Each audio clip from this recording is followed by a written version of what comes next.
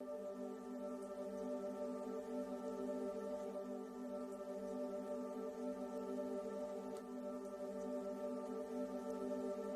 am DeAnna Hoskins, a formerly incarcerated individual and a benefactor of Dress for Success resources and services.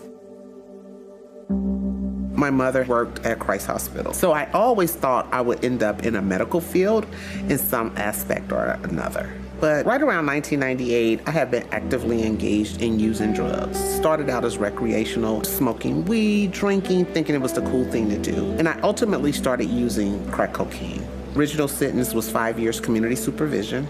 And I remember the day of sentencing, I was literally under the influence of cocaine and alcohol and had not slept in days and showed up in court. And I immediately tried to figure out, how do I face the judge?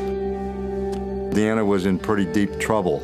She seemed angry at first, but I saw in DeAnna a person that wanted to help herself. During my career, I always tried to throw ropes to people who were deserving. I felt she was deserving, and I threw DeAnna a rope. I could have sent her to prison, which I didn't do. I sent her to local jail and to a drug rehab center.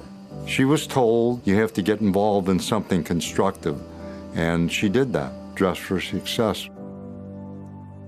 Once I got to the reentry phase, meaning I was starting to look for jobs out in the community, but I didn't have clothes. So the reentry coordinator at the time had connected with Dress for Success. She brought a couple of us to Dress for Success to get suited for job interviews. And then once you got the job interview, you can come back and get a couple of more outfits. DeAnna was our first client, and I had the opportunity to dress her.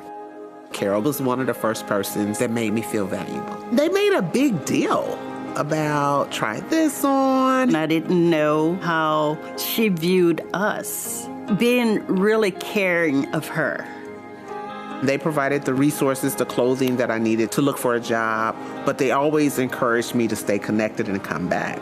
We would give them a gift for attending classes. That was the incentive to get the women there. But what I didn't realize is what I was learning by being a part of that professional women's group. We talked about college and financial aid. These weren't just classes. These were classes to help me move to another level of my life. Enrolled in college, got my associates, moved on, and ultimately getting my master's degree from the University of Cincinnati. And that first suiting, that was a lifeline.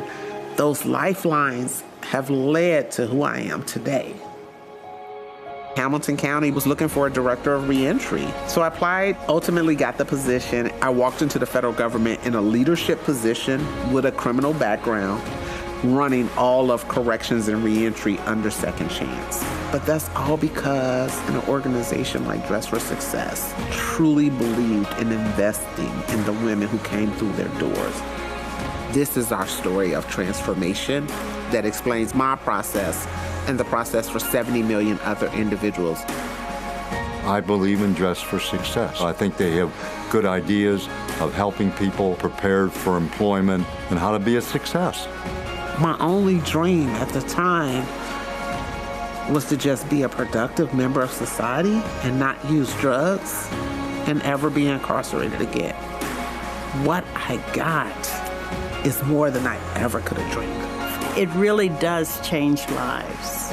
Dress for Success exists because the generosity of other people helping this nonprofit. Continue to donate so that they can keep building and keep growing, to keep impacting hundreds of women just as they've done for me.